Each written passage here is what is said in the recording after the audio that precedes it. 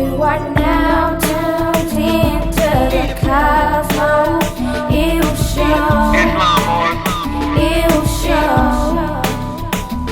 You are now tuned into the Cozmo. We're talking about before I begin, I'd like to say I give honor to my illustrious and illustrious forefathers, the Honorable Marcus Mosiah Garvey and Noble Joe Ali, and I greet my brothers and sisters in the humble words of peace spoken by Moors upon these shores, Islam. Islam. So, we were talking about numbers having significance. We were talking about the science of living mathematics and the supreme alphabet. These are lessons that come from Elijah Poole Bey, otherwise known as Elijah Muhammad, in the Nation of Islam. And but a lot of times people would say, well, hey, that's, what's that stuff? That doesn't mean nothing. It's just a bunch of numbers and letters and stuff put together. And when it was actually science, and it goes back to the original science. How do words have inner meaning and significance? How when people are reading the Quran, or when they're reading the Bible, or they know how to break down words. How do they know that there's an inner meaning, So when you go back to the original writings, hieroglyphs, right? You have something, say, like this, and this is very thin, and this is, I'm not an artist, so I'll tell you what it is. It's a hall, but this is actually a glyph, This is actually a glyph of a hall, Kemetic glyph. So when we look at that, we know that that's a hall, right? But what do people do in halls? Anybody? They meet. All right? What kind of meetings would someone maybe have in a hall? Celebrations. Secret. Business. All right. So now you have hall, and it's a hall. It represents a hall, but now it represents meetings. Right? So it has a meeting aside from it being a hall. It represents meeting places or celebrations or business, place where you gather to handle business. This is what is termed as an ideograph. It has an external meaning, but it also has an inner meaning. For example, you say, well, why does the Easter bunny lay eggs? We know dang well the Easter bunnies don't lay eggs. So what's that about? Well, what do eggs represent? Fertility. Right? You ever say, gotta have it like a rabbit, right? Fertility. So, but this is not just a word game. It has an origin, And that's what we're going to deal with. We say Moors are descendants of the ancient Moabites. So what we're going to deal with is ancient language. We're going to deal with the ancient Moabite language. We're going to deal with Arabic. We're going to deal with Hebrew. We're going to do it all in 1 hour. So the first thing that we need to know, which we pretty much covered, is ideographs. Now Samuel Zill, I'm sure he's teaching you, putting you down with all the Kemetics that you need to know. The Kemetic scripts that I'm going to deal with is Upper Egypt, known as Sinaitic, or from not Mount Sinai, but the Sinai region. Sinai region being most famous for Moses and on the mountain with the burning bush and him getting the words from God, also known as Jebel Musa, or the Rock of Musa. Now this is Sinaitic. So this is, which would be probably a G rather than a J. All right. So, A, Ba, Ja, Da. All right. Anybody in here know Arabic? Anybody studying Arabic? All right. Arabic is the language of the cultured Moor. Don't let the so-called pro-black turn you against Arabic, making you think that Arabic is some Arab foreign and Arabs enslaved Moors and we shouldn't have anything to do with Arabs. Because the Moabite language that comes from this Kemetic script is Arabic and Hebrew are direct descendants of that. So the Moors the Moabites introduced the sciences and the knowledge of Kemet to the world, and through the Moabite script, which is the son of this script. This is not the Moabite script, this is Sinaitic. And the Moors reintroduced the science of Kemet to the world through the language of Arabic. Does that make sense? Because the Romans, around the 600, had finally closed the last Egyptian schools. Up until that point, there were Kemetic schools. The Romans closed it around 600.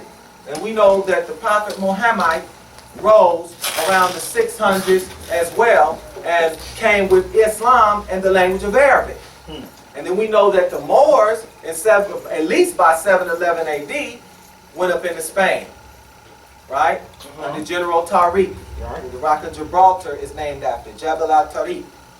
Him, Tariq, and the Moors of Mauritania went up into Africa, and we ruled Spain from 711 to 1491. So now you see how this changed? But these still represent the letter, and I'm going to move real quick. But there's a lot of stuff in between here, but I'm just going to show you like this. What does this look like? Slanted on its side. An A. And that's exactly what it is.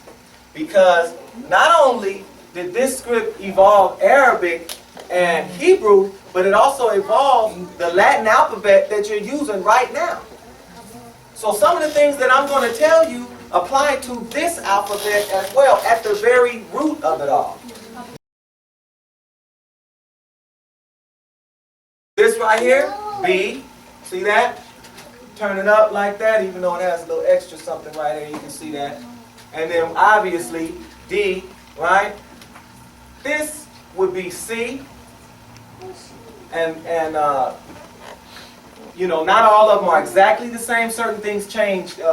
Numbers, letters change. They're phonetically interchangeable letters. Like say sometimes P can be a F or D can be a T. Like sometimes you'll see Mohammed with the T in old writings, and then you'll see Mohammed because D and T can be, you know, phonetically changed. So after they closed after Theodosius and Justinian closed the Egyptian mystery school, the natives of Egypt at that time went up into North Africa, and the Moors, where they preserved the science with the Moors.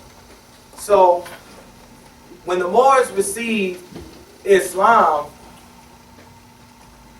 they looked at it as a confirmation of the science that they already had. They didn't need to steal anything. There's a lot of things that's similar, but it was a preservation. It wasn't a theft. So we're saying, you know, as far as the Kemetics, that there's no conflict between the Moor that is considered itself Hebrew or Kemetic, if you know the history and put it in its proper context. So in between here, you have a lot of these different languages. The Roman script eventually comes from the Greek. Also in Stolen Legacy, George G.M. James, he tells you that the Ionian Greeks were the first to be civilized. And when you look at the Ionian alphabet, and that's what we're going to look at in a minute, you'll see it's the same thing as the Moabite alphabet. All right? But I want to speed it up for you. So say ox. This right here is representation of strength. All right? It's not just an A, it represents strength. So this letter right here also represents strength, because this one represents strength. This is called Aleph, by the way. This letter is called Beth. Anyone heard Beth? You hear some women named Beth, right? Well, Beth means, now I just have to say it, house. All right? Beth means house. And then this is strength. Strength. And then this is camel. And then this is door. It has different names, but this is what it is. So say, for example, Beth. It means house. So when you deal with Hebrew, you ever heard of Bethlehem? All right, so we know what Ham means, don't we? Right? So we have house of Ham. Right? whenever we see Beth, which just means we know it has something to do with the house. We know that that root word has something to do with the house. Strip. We know if we see an ox or if we see this letter, it has something to do with strength. So I'll give you two letters. This is another one right here. Does this resemble any letter that you can think of?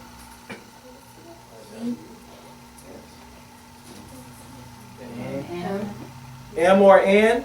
And that's exactly what it is. This is true in hieroglyphics too, in matter. And of course, it's representation of water. All right? Now I'll show you this here, and if in case it comes out wrong, this is supposed to be a guy's head.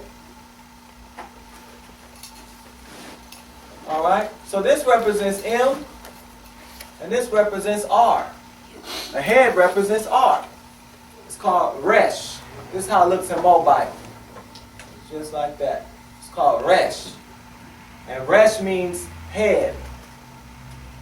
So we take a word, for example, like Moor. All right? So Moor, of course, is the English corruption of Moor. I have this big old thing and I'm writing so small. All right. Moor.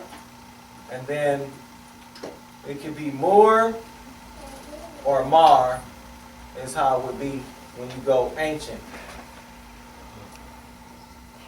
Now, if you know anything about language, you want to be able to get to the root of a word.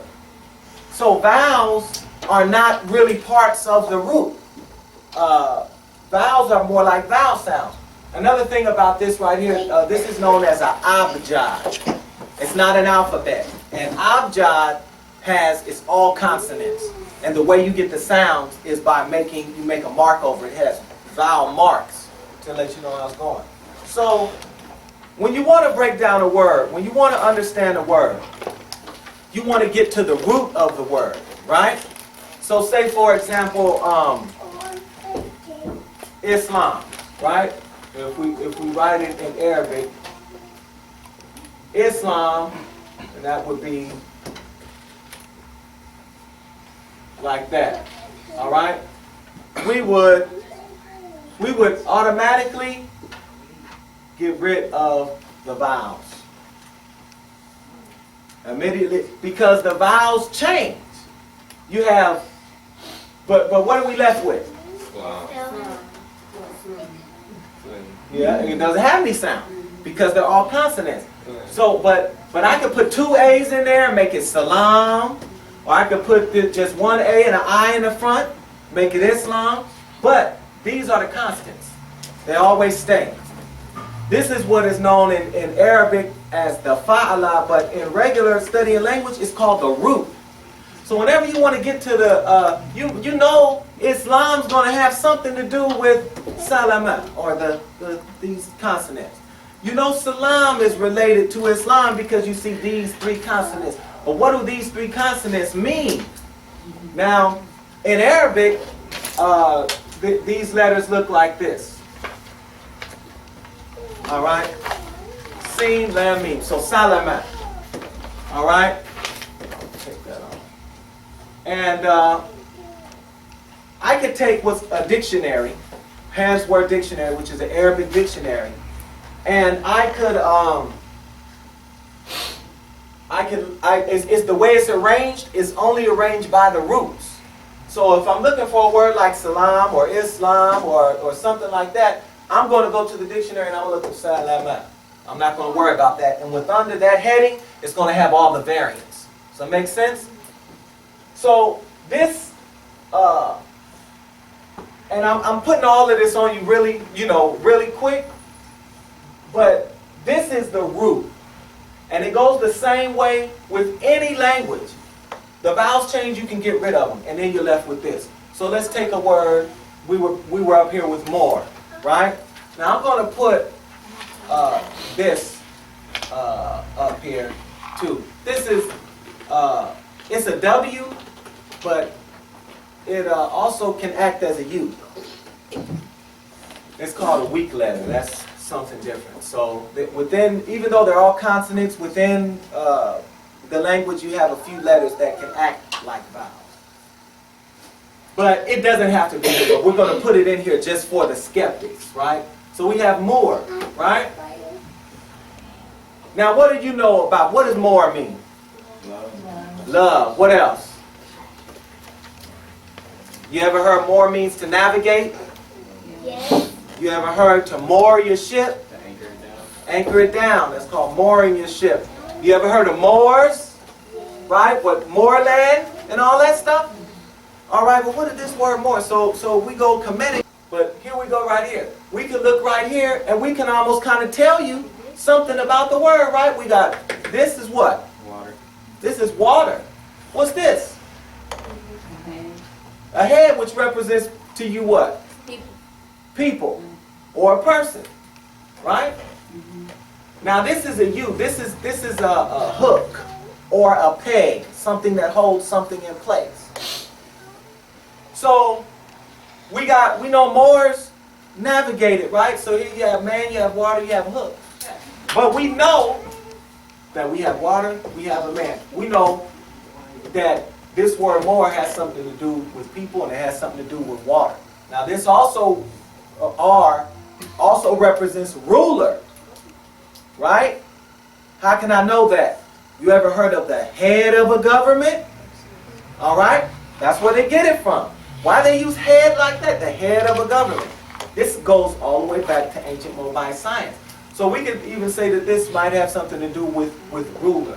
But we have water right here. And if we add this peg, we have... How you said it can be seen as a ruler, the peg can be seen like a triton, like Neptune when you will see. Yeah, exactly. You see?